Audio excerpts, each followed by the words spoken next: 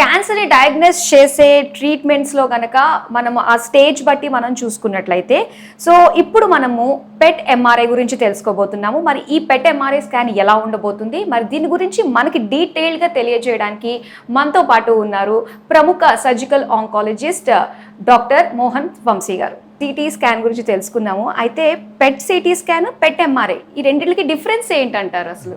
పెట్ CT scan అంటే CT scan with PET, MRI with PET. CT scan is a different technique. CT scan ద్వారా computerised axial tomography అంటే అది just radiograms, multiple radiograms surrounding the patient తీసుకుని powerful computer would compute into a good video. అంటే patient లోపలికి వెళ్ళగానే చుట్టూ ఆ gantry rotate అవుతూ మల్టిపుల్ రేడియోగ్రామ్స్ తీసుకొని, మల్టిపుల్ ఎక్స్రేస్ ద్వారా తీసుకొని దాన్ని ఒక కంప్యూటర్లో ఇమేజ్ క్రియేట్ చేసి మనకి ఇస్తారు. ఎంఆర్ఐ అలా కాదు. MRI is magnetic resonance imaging. ఇది సాఫ్ట్ టిష్యూ రిజల్యూషన్కి అద్భుతంగా ఉంటుంది. ఉదాహరణకి brain, head and neck areas, liver, retroperitoneum అంటే పెరిటోనియం వెనకాల ఉండే ప్యాంక్రియాసు, కిడ్నీసు, పెల్విస్ అంటే urinary bladder, uterus, prostate gland మగవాళ్ళలో, రెక్టము, అలాగే కాళ్ళలోను చేతుల్లోనూ వచ్చే ట్యూమర్స్, సాఫ్ట్ టిష్యూలో వచ్చే tumours. MRI is far superior to CT scan. Okay, MRI is far superior to CT scan for a good resolution. So CT scan కన్నా 10 times better image మనం ఎంఆర్ఐలో చూస్తాం అనమాట. సో మనకి ఇప్పటి వరకు పెట్ సిటీ అందుబాటులో ఉంది, ఎంఆర్ఐ అందుబాటులో ఉంది. ఇప్పుడు కొత్తగా for the first time in the country ఇక్కడ ఒమేగా గచ్చిబౌలి హాస్పిటల్లో పెట్ ఎంఆర్ఐ అందుబాటులోకి వచ్చింది. Artificial intelligence powered digital pet MRI first time in the country మనకి ఇక్కడ అందుబాటులోకి వచ్చింది. దీనివల్ల గ్రేటెస్ట్ అడ్వాంటేజ్ ఏంటంటే ఎంఆర్ఐలో మనం ఏదైతే గడ్డ చూస్తామో ఆ గడ్డలో క్యాన్సర్ ఉంది లేనిది, ఆ గడ్డలో మెటబాలిక్ యాక్టివిటీ ఉంది లేనిది మనం తెలుసుకోవచ్చు. ఉదాహరణకి బ్రెయినే తీసుకున్నాం అనుకోండి. బ్రెయిన్లో బ్యాక్గ్రౌండ్ యాక్టివిటీ పెట్ సిటీలో చాలా ఎక్కువగా ఉంటుంది. పెట్ సిటీ చేసిన తర్వాత కింద డిస్క్లైమర్ రాస్తారు ప్రతి పెట్ సిటీ స్కాన్లోను, బ్రెయిన్కి PET CT is not accurate, మీరు ఎంఆర్ఐ కానీ పెట్ ఎంఆర్ఐ కానీ చేసుకోమని. సో బ్రెయిన్ లీజన్స్ని మనం విజువలైజ్ చేయడానికి PET MRI is the best channel for us. For example చాలాసార్లు పేషెంట్స్కి బ్రెయిన్ ట్యూమర్కి ట్రీట్మెంట్ ఇస్తారు. ట్రీట్మెంట్ ఇచ్చిన తర్వాత, రేడియేషన్ ఇచ్చిన తర్వాత మళ్ళీ సిమ్టమ్స్ స్టార్ట్ అవుతాయి.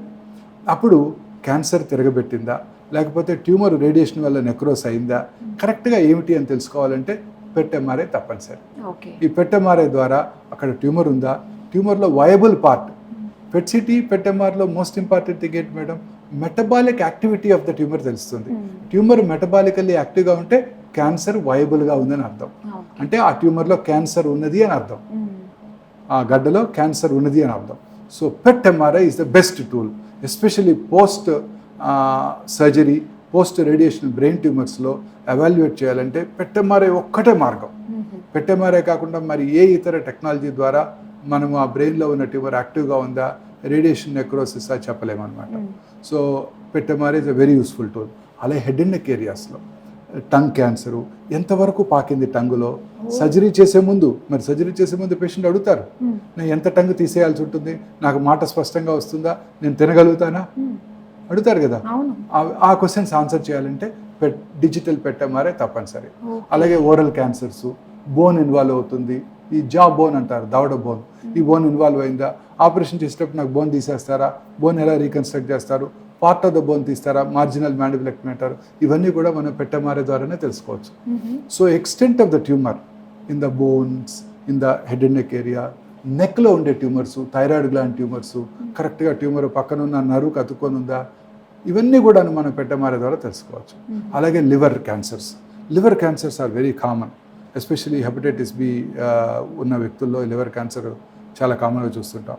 లివర్ ఒక్క ట్యూమరే ఉందా, మిగతా సెగ్మెంట్స్ ఆఫ్ ద లివర్లో ట్యూమర్ ఉందా. సో ఇంతకుముందు చేసే ట్రైఫేజిక్ సిటీ కన్నా, ట్రైఫేజిక్ ఎంఆర్ఐ కన్నా ఇప్పుడు PET MR triphasic, digital PET MR ట్రైఫేజిక్లో బిఫోర్ మన లివర్ సర్జరీ చేసే ముందే కరెక్ట్గా ఈ స్కాన్ కనుక చేసుకున్నట్టయితే ట్యూమర్ ఎక్స్టెంటు, పక్కన ఉన్న నార్మల్ లివర్లో ట్యూమర్స్ ఏమైనా ఉన్నాయో కరెక్ట్గా తెలుసుకోవచ్చు. సో లివర్ ట్రాన్స్ప్లాంట్ చేసే ముందు క్యాన్సర్ పేషెంట్స్కి ఈ డిజిటల్ PET MR తప్పనిసరి. ఎందుకంటే మనం మామూలుగా రిసెక్ట్ చేసేస్తాం ట్యూమర్ చూసేసి MRIలో, పక్కన ఉన్న నార్మల్ లివర్లో ఒక చిన్న ట్యూమర్ ఉన్నట్టయితే మిస్ అయినట్టయితే వితిన్ 2 months రికరెన్స్ తిరిగి వచ్చేస్తుంది. So before any liver resection for cancer ఈ డిజిటల్ PET MR తప్పనిసరి. డిజిటల్ PET MR ట్రైఫేసిక్ తప్పనిసరి. అలాగే ప్యాంక్రియాటిక్ ట్యూమర్స్, ముఖ్యంగా ప్యాంక్రియాటిక్ ట్యూమరు పక్కనున్న రక్తనాళాలకు అతుక్కుందా లేదా, pelvic tumours, prostate cancer surgery చేసే ముందు. అలాగే PET CT తో కంపేర్ చేసినట్లయితే ఈ PET MRIలో రేడియేషన్ ఎక్స్పోజర్ అది ఎలా ఉంటుందంటారు? PET MRలో రేడియేషన్ ఎక్స్పోజర్ వెరీ మినిమల్. ఎందుకంటే MRIలో there is no radiation. Even a pregnant lady can undergo MRI. Okay. But PET MRIలో మినిమల్ రేడియేషన్ ఉంటుంది. ఎందుకంటే we inject about 3 millicuries of FDG fluorodeoxy glucose, దానివల్ల వచ్చే మినిమల్ రేడియేషన్ ఉంటుంది. ఉదాహరణకి కన్వెన్షనల్ PET CT స్కాన్లో 23 to 24 millisieverts రేడియేషన్ ఉన్నట్టయితే digital PET MRలో hardly 2 millisieverts radiation. So 95% of the radiation dose మనం టు ద పేషెంట్ తగ్గించేయగలిగాం. సో ఎన్నిసార్లు చేసుకున్నా ఒక అంటే 12 PET MRలు చేస్తే ఒక కన్వెన్షనల్ PET CT స్కాన్కి ఈక్వలెంట్.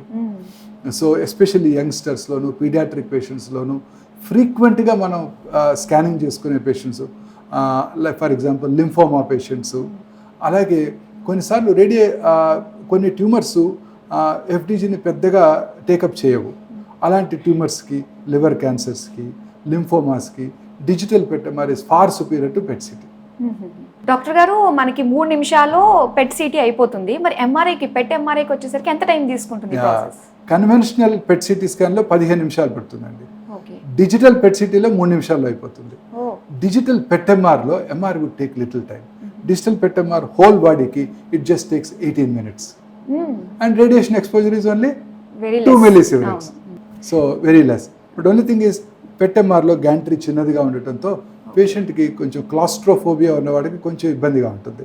సో దీన్ని అవాయిడ్ చేయడానికి ఇప్పుడు కొంచెం సౌండ్స్ కూడా వస్తుంటాయి MRIలో. హెడ్ ఫోన్స్ ఇస్తున్నాము. అంటే ఆ బ్యాక్గ్రౌండ్ నాయిస్ని మినిమైజ్ చేయడానికి హెడ్ ఫోన్స్ పెట్టుకున్నట్టయితే బ్యాక్గ్రౌండ్ నాయిస్ మినిమైజ్ చేయవచ్చు. అలాగే ఇప్పుడు వాళ్ళు మ్యూజిక్ కూడా వినొచ్చు. వాళ్ళకి హెడ్ ఫోన్స్కి మ్యూజిక్ కూడా కనెక్ట్ చేసుకొని వాళ్ళకి ఇష్టమైన మ్యూజిక్ కూడా, మైకేల్ జాక్సన్ మ్యూజిక్ కూడా వినొచ్చు. అవసరం లేదు. ఇప్పుడు కొత్తగా ఇంకొక అడ్వాంటేజ్ ఇప్పుడు ఏంటంటే కొత్తగా వాళ్ళకి ఒక స్పెక్ట్స్ కూడా తీసుకొచ్చాం, స్పెక్టికల్స్. దీంట్లో వాళ్ళు కావాల్సిన మూవీ కూడా చూడొచ్చు. ఈ 3 minutes లోనే వాళ్ళు 10 minutes లో లవ్ కుష సినిమా చూడొచ్చు, లేకపోతే ఇప్పుడు ఏదైనా కాంటెంపరీ మూవీ కూడా చూడొచ్చు. Okay. Thank you so much doctor గారు. PET MRI గురించి చాలా డీటెయిల్గా ఇన్ఫర్మేషన్ ఇచ్చినందుకు. సో దట్ పేషెంట్ చూస్తున్న వాళ్ళకి ఏంటంటే అసలు భయపడాల్సిన అవసరం లేకుండా సో హ్యాపీగా వచ్చి ట్రీట్మెంట్ చేసేసుకోవచ్చు అనమాట, డయాగ్నోస్ చేసేసుకోవచ్చు, రేడియేషన్ ఎక్స్పోజర్ కూడా లేకుండా. థ్యాంక్ యూ సో మచ్ అండి. సో చూసారు కదా అండి, మరి PET MRIలో ఉండే అడ్వాంటేజెస్ గురించి, డిసడ్వాంటేజెస్ గురించి అసలు ఏమీ లేవనే చెప్పాలి. చాలా విషయాలు మనం తెలుసుకున్నాం కదా. సో మరో చక్కటి వీడియోతో మళ్ళీ మీ ముందుకు వచ్చేస్తాం. Stay tuned.